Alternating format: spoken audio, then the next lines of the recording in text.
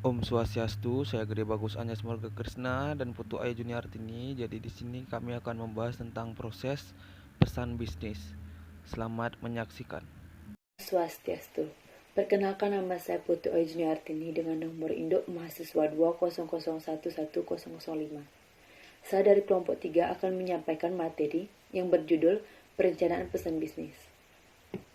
Dalam perencanaan pesan bisnis berisikan proses penyusunan pesan bisnis. Yang pertama yaitu perencanaan pesan, berisi tentang perencanaan bisnis, analisis audiens, penentuan ide pokok, pemilihan saluran dan media. Yang kedua yaitu penyusunan pesan, berisikan mengorganisasikan pesan, memformulasikan pesan. Yang ketiga yaitu revisi pesan, berisikan menyunting pesan, menulis pesan, memproduksi pesan, dan mencetak pesan. Untuk selanjutnya yaitu penentuan tujuan bisnis. Berikut gambarnya. Selanjutnya yaitu analisis audiens yang berisikan mengembangkan profil audiens yang berisi analis siapa pihak penerima pesan, understand bagaimana pengetahuan penerima tentang subjek, demographics yaitu berapa umur, jenis kelamin, pendidikan penerima, dan interest apa yang menarik perhatian penerima, environment yaitu apakah penerima bersahabat atau bermusuhan, selanjutnya needs, informasi apa yang diperlukan penerima, customize, bagaimana penyesuaian pesan yang diperlukan, dan selanjutnya itu expectation, apa yang diharapkan penerima. Selanjutnya yaitu mengenali penerima primer, menetapkan jumlah dan komposisi audiens, mengukur tingkat pemahaman audiens, memperkirakan reaksi penerima, memenuhi kebutuhan informasi audiens yaitu yang berisikan temukan apa yang ingin diketahui audiens, antisipasi pertanyaan yang tidak diungkapkan, berikan informasi yang diperlukan, pastikan bahwa informasi yang diberikan akurat, tekankan gagasan yang paling menarik bagi audiens. Selanjutnya itu memuaskan kebutuhan emosional dan praktis audiens. Baik, saya Gede Bagus Anjas Marga Krisna. Jadi di sini saya akan melanjutkan tentang materi penentuan ide pokok. Jadi sebelum kita menentukan ide pokok, kita memerlukan pengalaman dan kreativitas.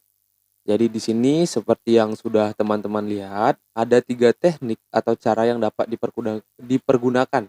Yang pertama itu ada brainstorming atau teknik curah pendapat.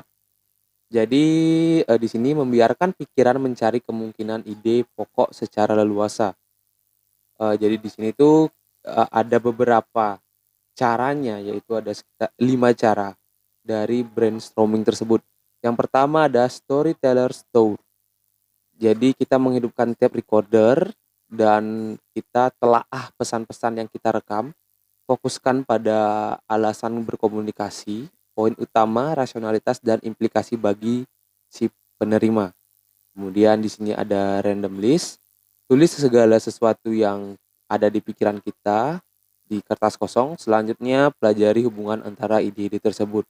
Selanjutnya ada CFR, yaitu conclusion, finding, recommendation di dalam worksheet. Jadi jika subjek yang dibahas mencakup pemecahan masalah, gunakanlah suatu worksheet yang akan membantu menjelaskan hubungan antara temuan atau finding, kemudian kesimpulan, conclusion, dan rekomendasi, yaitu recommendation, yang akan diberikan. Kemudian yang keempat ada journalistic approach. Jadi pendekatan jurnalistik memberikan poin yang baik sebagai langkah awal menentukan ide pokok. Kemudian di sini yang kelima itu ada question and answer chain, yaitu pendekatan yang terbaik adalah melihat dari sisi perspektif audiens. Kemudian di sini ya itu ada yang kedua, petunjuk atasan, yaitu sistem senioritas meminta petunjuk atasan dalam menentukan ide pokok. Kita sharing ya dengan atasan untuk menentukan ide pokok. Kemudian yang ketiga itu ada kebiasaan, situasi dan kejadian yang berulang. Ide pokok relatif sama, berarti kita bisa mengalami situasi yang sama dan kejadian berulang, dan dari sana kita menemukan ide pokok yang relatif sama. Itu juga bisa jadi sebagai penentuan ide pokok kita. Kemudian seperti sudah tertera di layar, ini ada contoh dalam penentuan ide pokok. Yang pertama kita cari yaitu topik. Jadi di topik ini contohnya iuran anggota koperasi. Kemudian ide pokoknya, iuran anggota merupakan sumber dana koperasi. Kemudian ide pendukung, manfaat yang diterima lebih banyak dari uang yang dikeluarkan. Yang kedua, pembayaran iuran tidak memberatkan dan merepotkan anggota. Selanjutnya, yang terakhir di sini saya akan membahas pemilihan saluran dan media. Jadi pemilihan saluran dan media ini pesan-pesan bisnis harus sesuai dengan situasi yang ada. Ide-ide dapat disampaikan melalui dua saluran, yaitu saluran lisan dan tulisan. Pilihan mendasar berbicara dan menulis tergantung pada tujuan dan maksud pesan audiens dan karakteristik dari dua saluran komunikasi tersebut.